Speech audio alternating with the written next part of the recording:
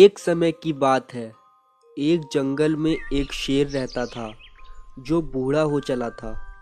उसकी शक्ति बहुत कम हो गई थी। उसमें इतना बल शेष नहीं था कि वह जंगल में जाकर शिकार कर सके और अपना पेट भर सके। इस स्थिति में उसके समक्ष भूखे रहने की नौबत आ गई थी।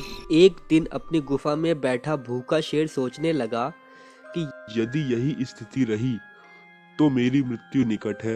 मैं भूखे पेट ही मर जाऊंगा। मुझे कोई ना कोई उपाय सोचना ही होगा ताकि बैठे बिठाए ही भोजन की व्यवस्था हो जाए। वह सोचने लगा और कुछ ही देर में उसे एक उपाय सूझा। उसने अपने बीमार होने की खबर पूरे जंगल में फैला दी। अब जंगल के राजा शेर के बीमार होने की खबर सुनकर जंगल के जानवर उसका हाल चाल पूछने उसके पास पहुंचने लगे और शेर इसी ताक में था कि जैसे ही कोई जानवर उसे मिलने गुफा में प्रवेश करेगा वह उसे दबोच कर मार डालेगा और जी भरकर उसका मांस खाएगा। हर दिन कोई न कोई जानवर उसे देखने आता रहता था और शेर को गुफा में ही शिकार मिल जाता था। उसके दिन बड़े आराम से गुजरने लगे।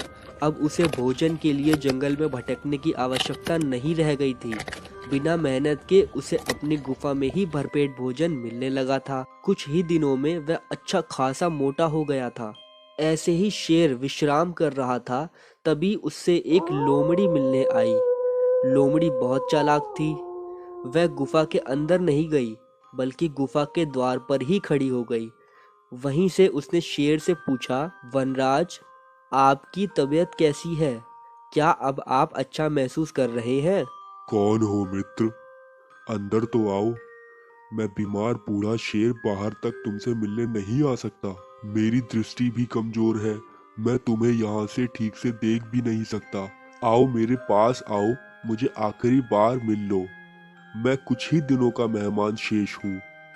शेर ने फुसलाकर लोमड़ी को गुफा के अंदर बुलाने का बहुत प्रयत्न किया, पर लोमड़ी बहुत चालाक थी, वो अंदर नहीं गई। शेर के बोलते समय लोमड़ी बड़े ही ध्यान से गुफा के आसपास का नजारा ले रही थी। शेर की बात खत्म होते ही वह बोली, वनराज, मुझे क्षमा करें, मैं अंदर नहीं आ सकती। आपकी गुफा के अंदर जाते हुए जानवरों के पैरों के निशान तो मैं देख सकती हूँ, किंतु बाहर आते हुए नहीं। इसका अर्थ मैं समझ गई हूँ।